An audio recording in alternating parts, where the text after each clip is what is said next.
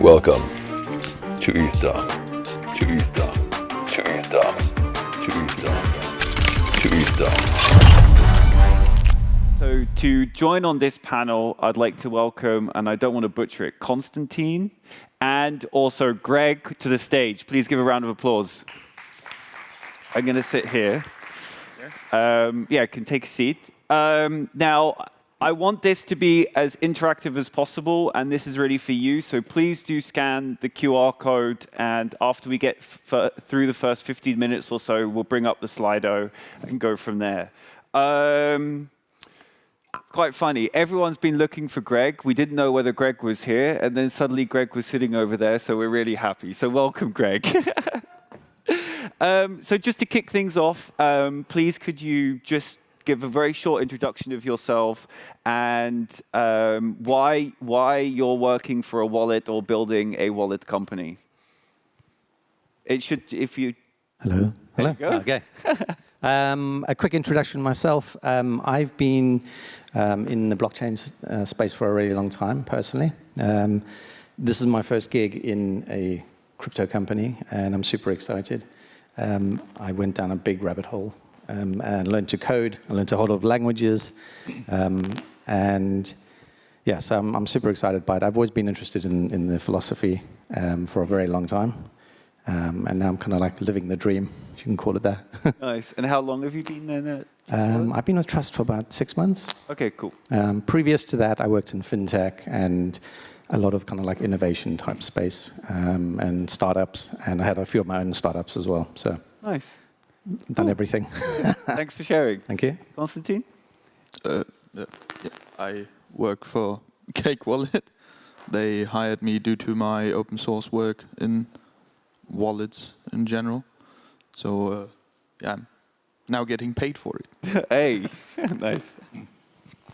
Hi everyone, as I kind of introduced myself earlier, but Paul Bouquet, CEO and co-founder of Edge. To precisely answer your question, JJ, I got involved and helped build this company because when I got into Bitcoin in 2013, it was insanely hard to hold secure Bitcoin and obviously other cryptos. And I foresaw a way to simplify it using existing technology and tools, but it all had to kind of get packaged together. And so I was really excited by hiding the complexity of self-custody and privacy to really be able to drive it to more of the users that I want to onboard. And so like that key management is probably the core piece that brought me interest in building something in this space. Cool. Thanks for sharing. And I guess so. I'm looking for a short answer from each of you in quick succession, which is, in your own words, what is the role of a crypto wallet? Like, what is it really supposed to do in your eyes for the users? Other than keeping your crypto secure, like that could be the answer, right? I'm just interested in what your quick take would be. Quick take is I hate the word because it doesn't actually tell you what the app is supposed to do.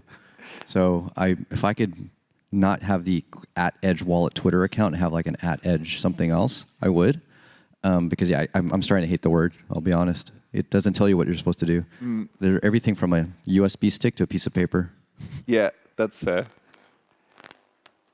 I see it as an entry point into the broader ecosystem of cryptocurrency in general. Would you then agree with the word like super app? Or like those big apps that have all the functionality, or because it's a yeah. Kinda. So I would say that's the danger of our ecosystem of wallets, is that because unlike banks, you have all this regulation, here's what you can do, here's what you can't do. Software can kind of do anything, and then you're tempted to do everything. In essence, hence why I don't like the word, because I think some quote-unquote wallets specialize, and they should. They're better at some things than others. And you should use what you need for that specific purpose. Some are really good at being key signers for dApps. Others are really good at payments. Like they're really good for being able to go and pay other people really quickly, or the functionality of a specific chain to do governance. And others, such as what we focus on, is being able to buy, sell, and trade. So like really focus on that. So they're different apps. And so hence, it depends. And some are good at being the onboard, as Konstantin said, and some are terrible at that. but they serve a different purpose. And Greg? Yeah, I think I kind of agree with that. I think definitely we're finding a lot of people use different wallets for different specific functions. We definitely have a strong ambition to be a bit more of a super app. In particular, the way I see it is there's a whole group of people who are not deep into crypto, who are interested in the utility value of what Web3 can offer, but they need a sort of a Web2 experience. And so for us, that's kind of where we are heading, giving this really easy-to-use experience using Web3 Rails, so you kind of get all of the features of that. I think in a more philosophical sense, I'm a big believer in the libertarian values, and I think the wallet is the facilitator to that. It's about freedom, it's about owning your own assets, it's about sort of maintaining control, and self-sovereignty is very important. So that's where I see the purpose of a wallet in my view. Cool. Thanks for sharing. So the key thing here is obviously this topic is about building secure wallets. And one of the reasons why I wanted to ask that question is obviously the more functionality you add inside of an application, maybe you end up losing focus on some of the core things about security. And so I'm interested to hear kind of from you kind of what are the key things that obviously you are doing to keep wallets secure for the users? But also on top of that, like what are any trends that you see in security or wallet security that maybe are either brand new or are going to be coming over the coming years? Shall I go first? In terms of what we are doing in terms of wallet security, we're moving towards, as I said earlier, we're trying to focus a little bit more on UX. And there's obviously a little bit of tension between security and UX. You want to make something easy to use, but also very secure. And the path we are going down is what I would call just-in-time security. So we very much care. Number one thing for us is all about security, and it's always been like that, and will never change. At the same time, we like to provide security at the point in time that it makes sense. So, for example, when you have an empty wallet, there's no reason to back it up because it's empty. So things like that, small things to improve the experience. The same thing with security warnings. Only when I'm starting to do something should you be given warnings about, this is potentially malicious, etc. So we're very much focused on how do we provide guidance and security at the right point in time, which also helps to give people a really great user experience as well. So that's kind of how we are looking at the world in terms of security.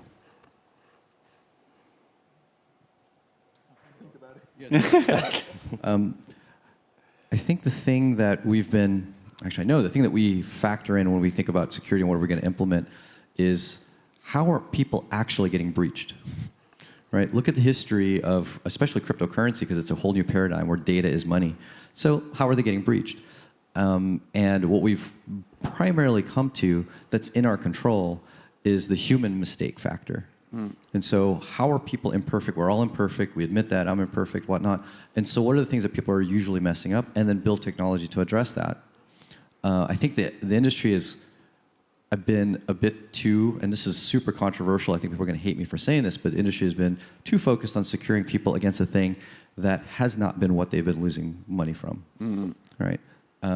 Which is the really nuanced, malicious virus on device that can read memory and read disk space from other apps and get access to the keys. Now that can happen in theory.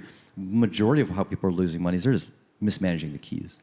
They're putting them in insecure locations. They're writing them down, putting them under the keyboard, putting them online on Google Drive unencrypted. And so fundamentally that is what I think needs to get solved. And the way we've decided to solve that is to have people just simply not do that. Right? Don't actually have people see keys. And like I said, this is controversial. Many people that would onboard people say the first thing you do is you back up your key. Well, you've just taken the most dangerous thing that you could show to the user, put it on the screen, right, which then potentially could get screen captured, or then have them write it down. You hope they write it down, as opposed to typing it somewhere else.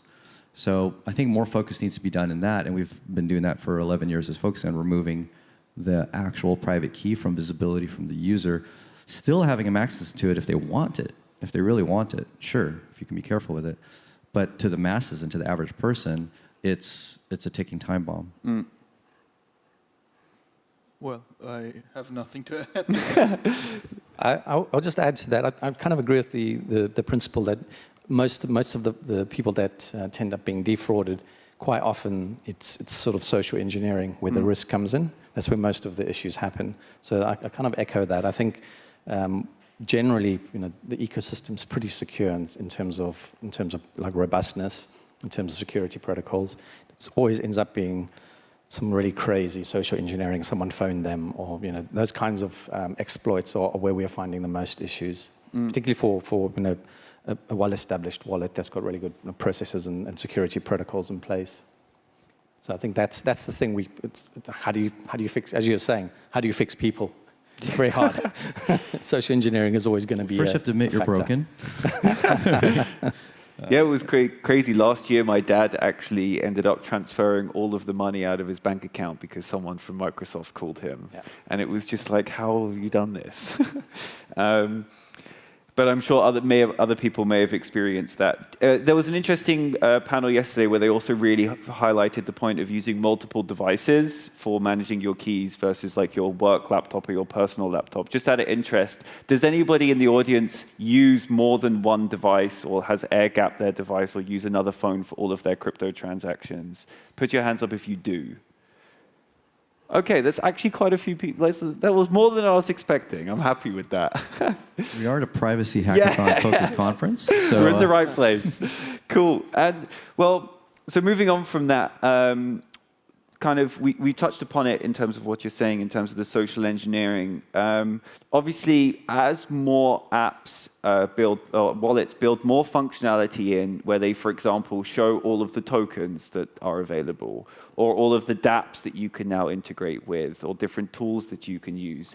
Where do you see the line in terms of your responsibility as a wallet provider of protecting users of what they can interact with their wallet versus kind of enabling them to go and interact completely freely and potentially lose their funds or fall victim to some form of attack?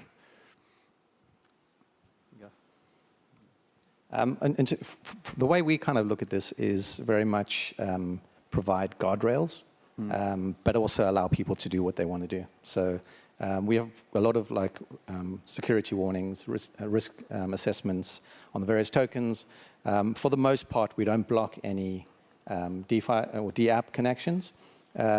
Unless we know that they're very malicious or outright malicious, then we'll blacklist them. But generally, we let people do whatever they want with some pretty robust warnings around that, depending on the risk level. Because I mean, the point of self-custody is, it's your choice, and so you have to live by that principle as much as you want to protect people from themselves.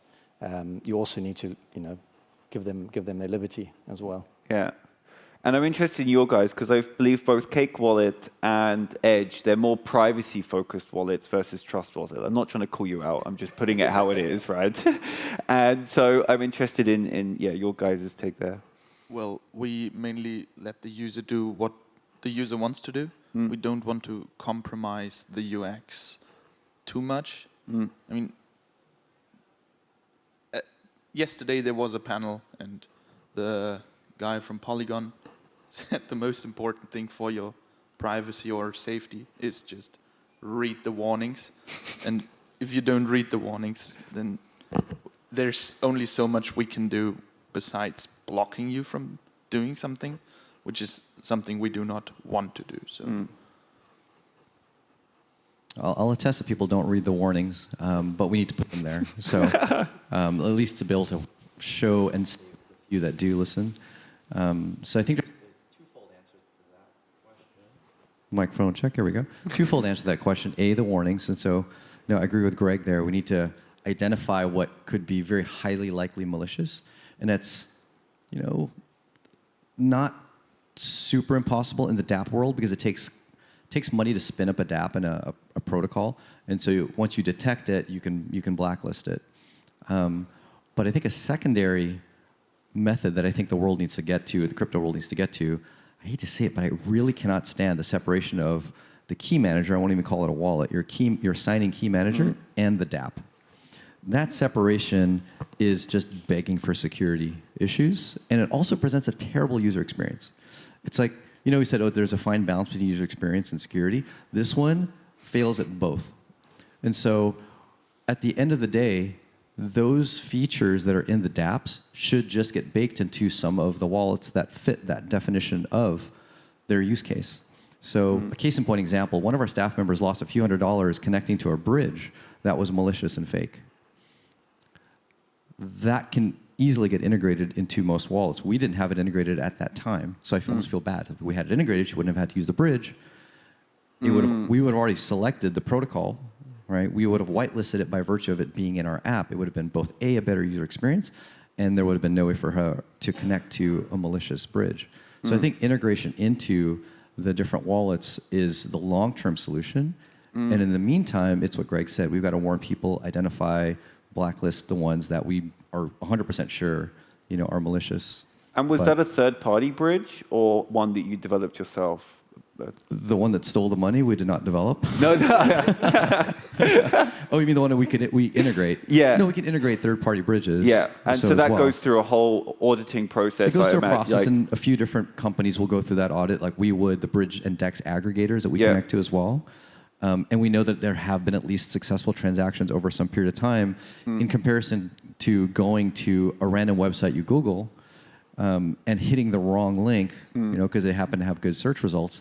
And then there you go, you've connected to a malicious bridge, which has not sent any money. They've just been 100% malicious. Yeah, that's fair. And when there are also third-party providers for also transaction simulation and kind of these sorts of things. There's also a company called Bouquet, I believe. Do you guys use any third-party providers for any of that analysis? I guess maybe you would, maybe you guys not so much. I'm just interested in kind of what are the players that you see that can help wallet builders secure their wallets? Or secure the users, actually, is better. We are not currently using those, but we've evaluated several. Yeah. And just trying to find what we think is the best, success rate. There's another mic here. Okay. Middle. Mic check. Cool. All right. And so we're looking at one that has pretty good identification rate, because some of the ones that we've looked at didn't actually flag some known scam contracts, tokens, and whatnot. But I think it's an important piece, and we definitely do want to have that integrated. Yeah, we have a number of different providers that we work with. Depending on what we're looking at, whether it's a token specifically or contract or DApps, it just depends. So yeah, we have a range of different providers. We're constantly evaluating as well, and not only that, also looking at our, how often we check these lists, etc. That's one of the big issues. Is quite often, the providers, you're still only as good as the speed of your lookup, and you don't hit the API every second. You have to have some sort of a time limit on how quickly you hit these security APIs. So we are continually evaluating that and improving it, but it's always a challenge, just in terms of the volumes of data. Because we have 100 chains and millions and millions of assets, to pull all of that every second is just overload. Crazy. Yeah. So we were doing it on sort of, I believe it was sort of a 24-hour basis, but we've chopped that down to minutes now, which is good. Yeah. You have your own token list as well, I believe. Yeah. We do. Yeah. We've just done a whole lot of work improving our token lists. Previously, it was all manually managed, which meant we were quite slow on new things coming to market. But we've just done a big piece of work to automate the whole process, so we can pick up hot trends as soon as they hit the market. Again, the issue there becomes security. How do you protect people from something that's a hot trend that hasn't been scanned yet? So that's the challenge. We haven't. I don't think anyone's solved that just yet. But we definitely, I think, doing some good work in that space. Do you guys use any token lists or anything like that, or verified DApp lists at all? Well, we do have our own token list as well, which is public in our GitHub. But nice. Yeah, we're currently manual, so we whitelist tokens, although people can add them manually. So they can always bypass our list, and the list is growing. Our goal is to not have to whitelist and basically allow people to add anything that they want. And of course, the challenge with that is exactly what Greg said, is how do we keep them away from what would eventually be kind of malicious tokens? But that definition of malicious is very, very vague. Yeah.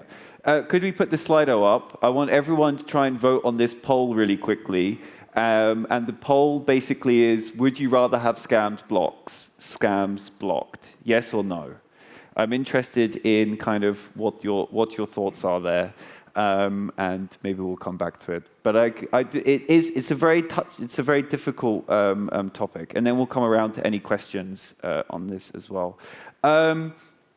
So I guess like my last question that I have is kind of over the next, let's say, 5 to 10 years when it's coming to wallets, like what do you think is going to be kind of the big things around or the big trends that you want to see, or what are maybe your goals for the next 5 to 10 years, would you say? On-chain privacy, obviously. Yeah.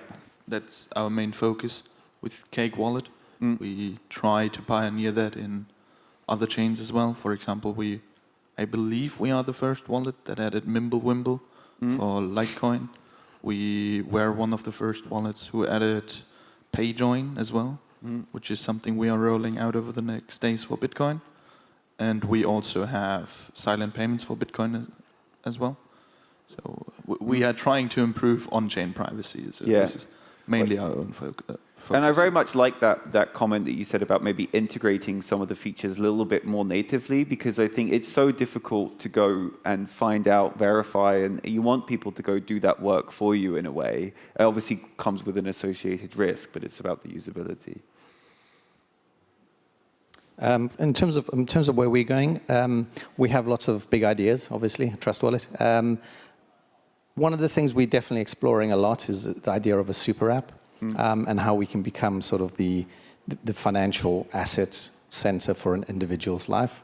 In addition to that, we are also looking at like one of the things we're talking about. Again, this is very far into the future. Is like how do you start to use your wallet as sort of your self-identity?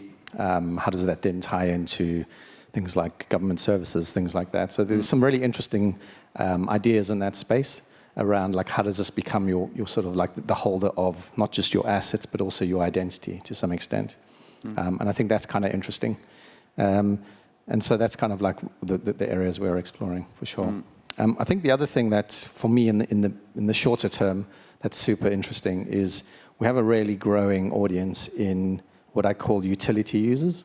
So people are using our wallet not just for speculation and trading, but actually for like real world use cases, which is amazing. Exactly, yeah. So and there's a big audience, particularly in like the remittance space, particularly in developing countries, and we're seeing a lot of growth there. For me, that's super exciting because it's like the holy grail of crypto is, actually using it for stuff, not just the trading and speculation, which has kind of been really great and founded everything. For me, that's that's what kind of got me super excited about Trust as well. Is people are really using it for doing real things, which is kind of pretty exciting stuff. What we want. Quick answer, Paul. I see the suite of apps, not the super app. And so I look forward to when there is a suite of different apps for the different purposes. As I'd mentioned, not having to connect to anything I want to use via a Wallet Connect or like a browser extension. So that's number one that I think I really want to see in our future, right? And I think we definitely want to be able to build that too, not just one edge app, but several for different purposes. And then second, privacy, but by default. I don't want to see a single switch in setting that's necessary to enable an advanced level of privacy. I just want any user that just turns on the app, opens it up, makes a transaction to get the highest level of privacy that we can deliver. And so that is one of our missions, is everyone gets it, not the people that are willing to jump through the hoops, enable this, run your own node this, whatnot, or mix this after you send a transaction or before, after you receive money. Yeah, cool. Thanks for sharing. And I'm very happy to hear that about the privacy part. Like, we need more of this. It's about time. We've got quite a lot of questions, but first a review of the poll. It was a 50-50 split. It got taken away and I took it down, but it was a 50-50 split. So everyone's right. So the first question we have is John McAfee? John McAfee thought wallets on phones was a bad idea. Security, walled gardens, privacy. What's the argument for mobile wallets today? And is it possible to get the slider on the back screen so the guys can see it? So the question was, John McPhee thought wallets on phones were a bad idea. What's the argument for mobile wallets today? The argument today, I think, is just ease of use. Everyone's life lives on their phone. No one carries around their laptop to do their banking, for the most part, and so it makes sense for your crypto wallet to live in the same place. I guess there's some element of risk, but it's the same can be said for your banking. People get their phones taken out their hand on the street, and then someone hacks into their banking account. So it's no different to that as a principle. But I think always ease of use is going to trump. Is there some element of risk in it? I would say access, because we quite have a lot of users that don't even have notebooks anymore. So cutting them out of the ecosystem would be just unfair to not provide them with the same level of privacy.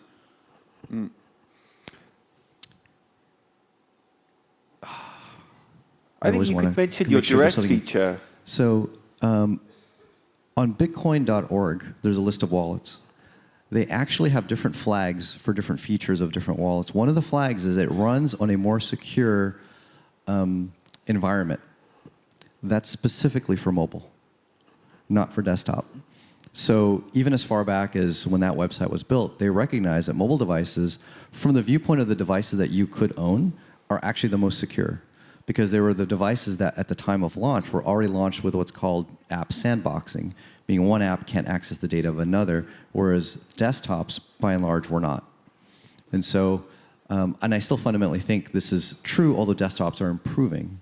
So while no digital device is perfect, aside from purchasing a much more specific use device, like physical device, such as a hardware wallet or a dedicated phone, there is no more secure device, generally speaking, than your actual mobile phone. Digitally secure. Now, physically, you might lose it, sure, but digitally secure, it's actually your most secure device. So I think, yes, I don't want to just regurgitate the usability, because that's kind of known, but I think it's overblown that that's an insecure device, as opposed to it actually being your most secure, aside from, once again, custom-built hardware.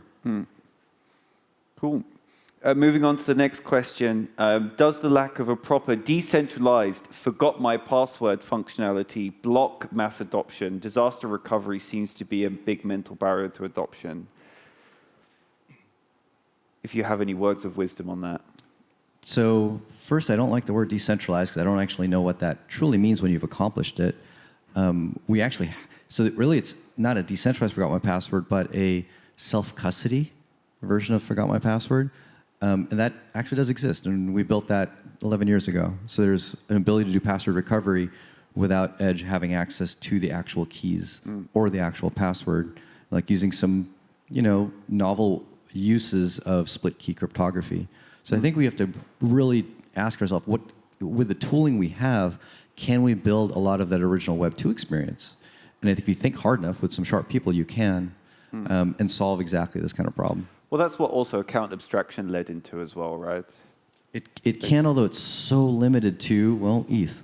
And so if you are, and once again, if you're an ETH wallet, and that is what you're trying to support, then great. If the purpose of the app is, multi-asset, multi-chain trading, then that doesn't really solve the problem as a whole. So it depends on your purpose. Yeah. Any other thoughts? Otherwise, we'll move on. Cool. Warning customers is good to do. Security is most important, but most users... Is this a question or a statement? I think it's a statement. And there's another one after that as well, another statement around the poll question around definitely labeling something as a scam. It's a very good point. I take that as good feedback for the poll. What is a scam? I think there's a point around the whole scam. You kind of mentioned it earlier, is that there's varying degrees of scam, and like how do you actually classify at what point something is a scam or not? And I think the best, because of that kind of slightly grayness to like contracts and how they might be executed, I mean, even some people call it hacks. You know, it's not a hack as such. I'm just using the protocol in a novel way. You know, so the way you quantify it is quite difficult, and so you know, some level of like warnings is the best you can do. I think like blocking stuff or outright saying this is a scam you're just never going to be able to do that, because how do you actually define exactly what that is? Yeah. It's almost impossible. That's fair. I think there's an interesting overlap then with especially like the MiCA regulations coming up, for better or for worse, all right? Don't shoot the messenger. But ultimately, it's giving a label to something that is a definitive, this is not a scam, one way or another. Cool. Move on. AI. Does AI pose any kind of threat from your perspective? Yes. Okay, why? Well, mostly because it makes social engineering easier.